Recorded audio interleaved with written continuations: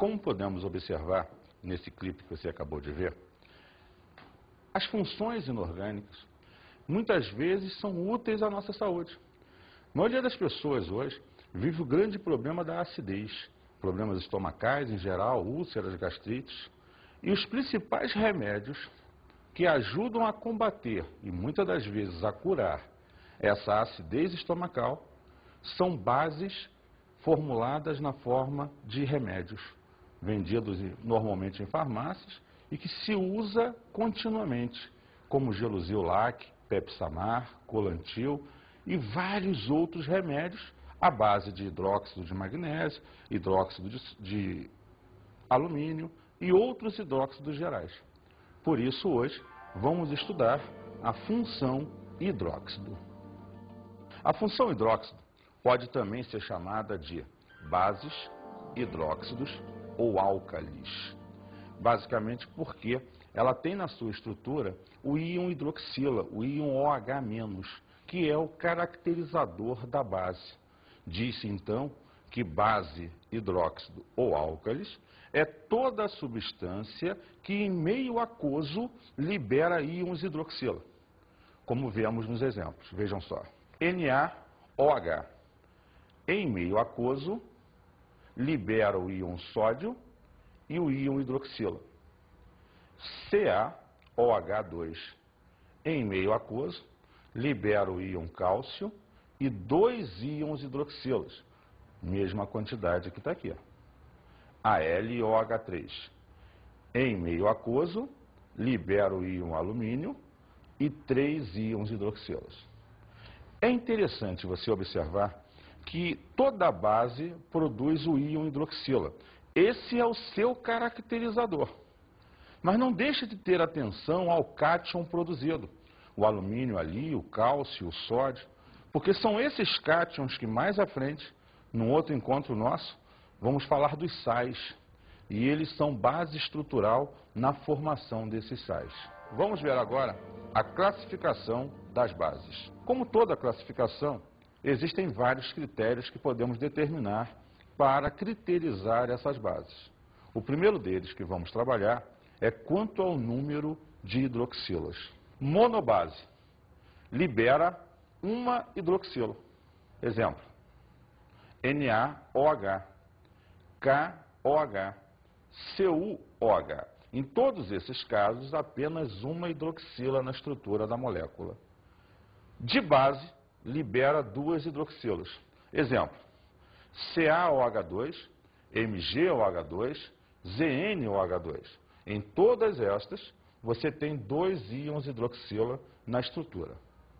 Tribases libera 3 hidroxilas. Exemplo, AlOH3, FeOH3. Repare que em ambos temos o índice 3 na hidroxila, caracterizando as 3 hidroxilas. Tetrabase libera 4 íons hidroxila. Exemplo, SnOH4, PbOH4. Em ambos os casos, novamente, um índice 4, caracterizando a liberação de 4 íons hidroxilas. Perceba uma coisa. No caso das bases, você não tem nenhum caso de exceção.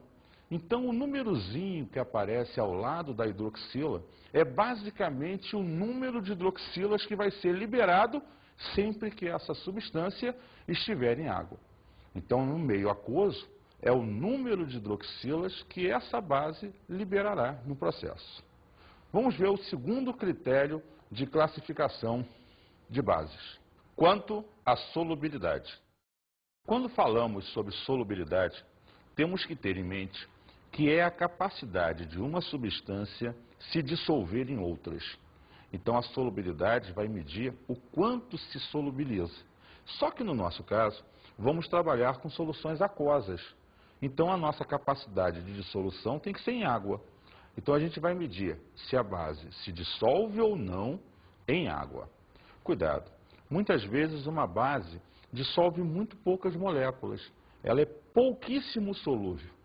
E a gente hoje caracteriza como insolúvel. Isso pode vir a acontecer em alguns casos. Mas nós temos, então, 2 grandes grupos no processo. O das bases solúveis e o das bases insolúveis. Vamos primeiro caracterizar as bases solúveis. Bases solúveis são substâncias capazes de se dissolver em grande quantidade em água. Seriam substâncias de fácil ionização e, com isso, fácil solubilidade. Hoje caracterizamos como bases solúveis as bases formadas por elementos do grupo 1A, metais alcalinos, do grupo 2A, metais alcalinos terrosos, e as bases do íon amônio, o NH4 mais 1, como vemos nos exemplos a seguir. NaOH, metal alcalino, Na, CaOH2, metal alcalino terroso, o cálcio, e o NH4OH, a base do íon amônio, que é o NH4 mais 1. Temos também as chamadas bases insolúveis, que seria, por nós dito, que seriam todas as outras bases, já que essas que foram definidas como solúveis se caracterizam dessa forma, as insolúveis seriam aquelas que não se dissolvem em água, e, portanto, todas as demais. Por exemplo, o ZnOH2, o AgOH, o FeOH3. Os três cátions são metais, porém, de nenhum dos grupos citados anteriormente. Vamos agora, então, ao próximo critério de classificação, quanto à força. É evidente, se você vai falar quanto à força, você pode observar que, como qualquer substância, ela pode ser forte ou fraca. Mas eu preciso te dar uma deixa nessa jogada. Lembrar você que a força da base está associada ao grau de ionização da substância, como já foi visto lá em ácido. Aquele alfa. O alfa mede o quê? O número de moléculas ionizadas sobre o número de moléculas total. Você então vai perceber que o alfa determina o quão ionizada é a base ou não. E lembra, quanto mais ionizada é uma substância, mais forte ela vai ser. A gente tem como critério geral, e a base não vai fugir desse critério, que se você tiver uma ionização maior que 50%, ela vai ser forte. Se a ionização for menor que 50%, ela vai ser fraca. Então, o critério 50% é normalmente o critério de diferenciação de qualquer substância. E também vai funcionar para a base. Então, vamos falar rapidamente lá sobre esse assunto. Bases fortes. Exemplo, NaOH, KOH, CaOH2. Mas, Edson, veja só, como é que eu vou saber se ele não disser para mim que essa base é forte?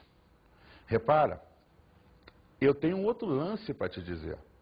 A gente hoje caracteriza que toda base de metal alcalino ou metal alcalino terroso, 1A e 2A, é base forte. Ah, tranquilo. Aí você, se não tiver o alfa na questão, pode caracterizar pelo grupo ou família da tabela periódica, que eu sei que está sempre aí na mesa perto de você. Vamos falar agora das bases fracas. Exemplo, CuOH, GOH, NH4OH. Veja então que eu posso caracterizar como base fraca todas as demais bases, que não forem dos metais alcalinos ou dos metais alcalinos terrosos. Toma cuidado. Você tem uma derrubada nesse processo, que é o NH4OH. Você viu no outro critério que o NH4OH, o hidróxido de amônio, ele é uma substância fraca, mas ele é solúvel. Cuidado com isso, porque a gente tem capacidade de perceber que normalmente as bases fortes são solúveis.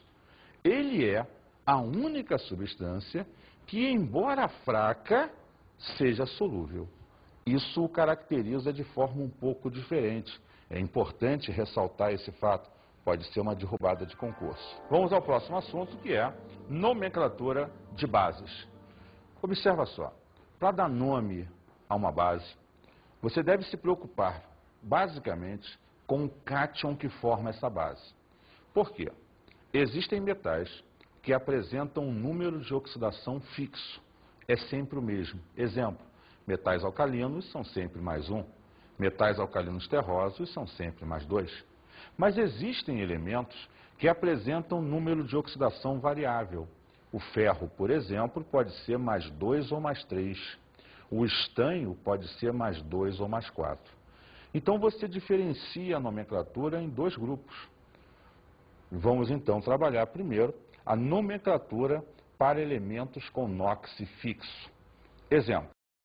Para estes elementos, você usará a palavra hidróxido